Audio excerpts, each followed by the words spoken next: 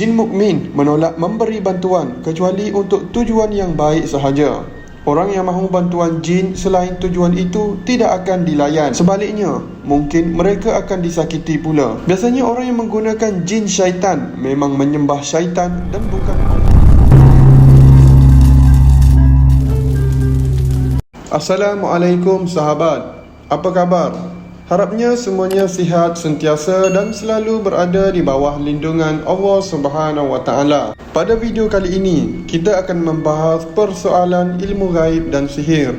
Tapi sebelum tu, macam biasa, sebelum korang teruskan video ini, korang like dulu dan jangan lupa korang tekan butang subscribe sekali sebagai tanda sokongan pada channel ini. Menurut ulama, ilmu gaib atau sihir adalah perkara yang dihasilkan dengan cara mendampingi jin syaitan yang tidak mampu dilakukan manusia. Ibnu Khaldun mentakrifkan sihir sebagai ilmu mengenai cara melakukan persediaan yang membolehkan jiwa manusia memberi kesan terhadap anasir alam tanpa pedoman atau dengan pedoman sumber langit. Tanpa pedoman itu ialah ilmu sihir, dan yang keduanya ilmu mengenai tilsim penulisan atau rajah. Sihir adalah perbuatan yang mengelirukan panca indera. Menyihirkan bererti membohongi dan membunuh kewarasan.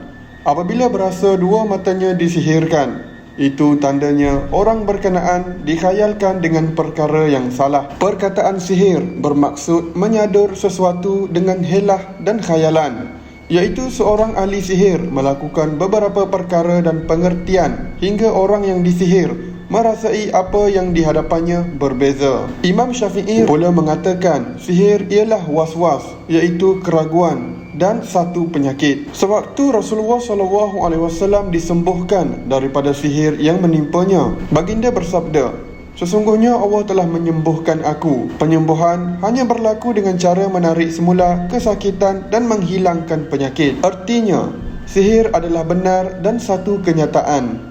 Ini keyakinan yang jelas menerusi pemberitahuan Allah Subhanahu Wa Taala dan Rasulnya mengenai kewujudan serta kejadian sihir. Para ulama membahagikan sihir kepada 5, iaitu yang pertama, berbentuk mengubah benda dan menciptanya menjadi seperti mukjizat dan karamah pada zahirnya seperti boleh terbang melalui perjalanan jauh pada satu malam sahaja dan mengubah sesuatu menjadi emas atau sebaliknya.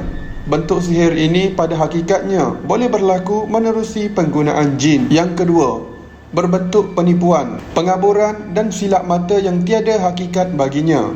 Antara bentuk sihir ini termasuk pengkhayalan dan silap mata yang biasa dilakukan oleh pemain silap mata. Yang ketiga, berbentuk menggunakan perkhidmatan jin dan memohon bantuan mereka untuk menggerakkan sesuatu atau memindahkannya. Jin terbahagi kepada 2 jenis, iaitu jin mukmin dan jin kafir. Orang yang meminta bantuan jin syaitan yang menggunakan khidmatnya adalah ahli sihir, orang yang kafir. Jin mukmin menolak memberi bantuan kecuali untuk tujuan yang baik sahaja.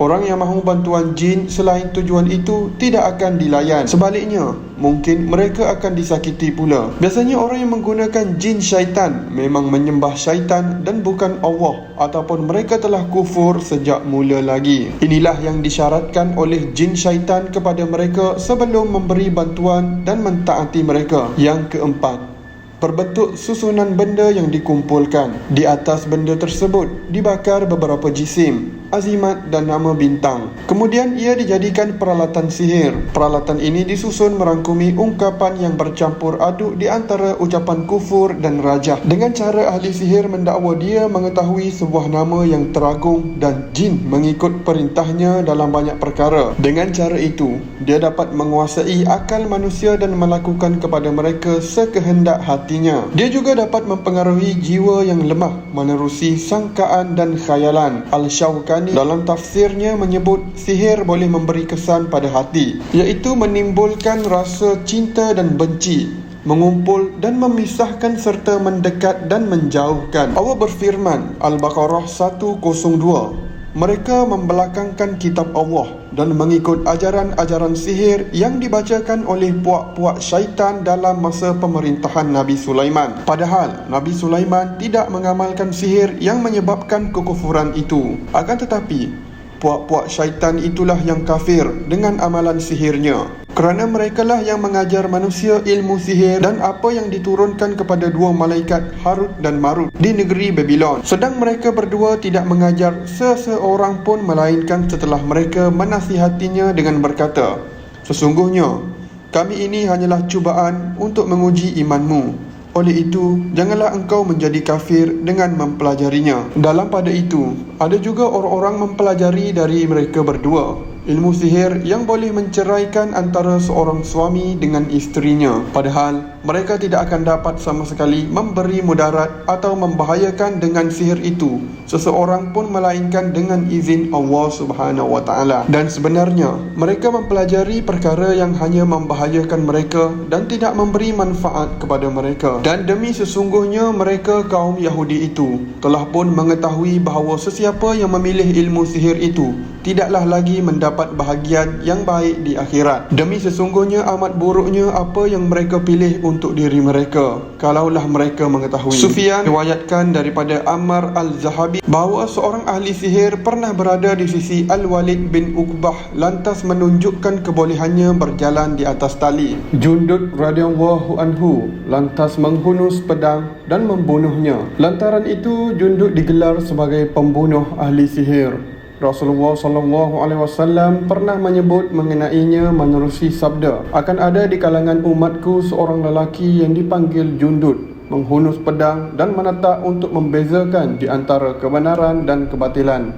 Al-Bukhari rahimahullah menyebut berita yang diperolehi yang mengatakan adalah di sisi Al-Walid, seorang lelaki yang bermain melakukan sihir dengan cara menyembelih seorang manusia dan mempamerkan kepalanya. Tiba-tiba datang Jundud Al-Azdi radhiyallahu anhu terus membunuhnya. Menurut Ibnu Khudamah rahimahullah, sihir ialah simpulan, jampi dan ungkapan yang diucap atau ditulis ataupun diamalkan. Ia memberi kesan pada tubuh orang yang disihir atau hati ataupun akalnya. Sihir adalah realiti. Menurut Imam Syafi'i rahimahullah, ia boleh membunuh, menyebabkan penyakit, menghalang suami menyetubuhi isterinya, memisahkan suami dan isteri serta menimbulkan rasa benci dan rasa kasih sayang salah seorang daripada mereka. Menurut Allamah Qurtubi rahimahullah, tiada siapa yang menolak perkara luar biasa menerusi ahli sihir yang di luar kemampuan manusia seperti sakit, pemisah,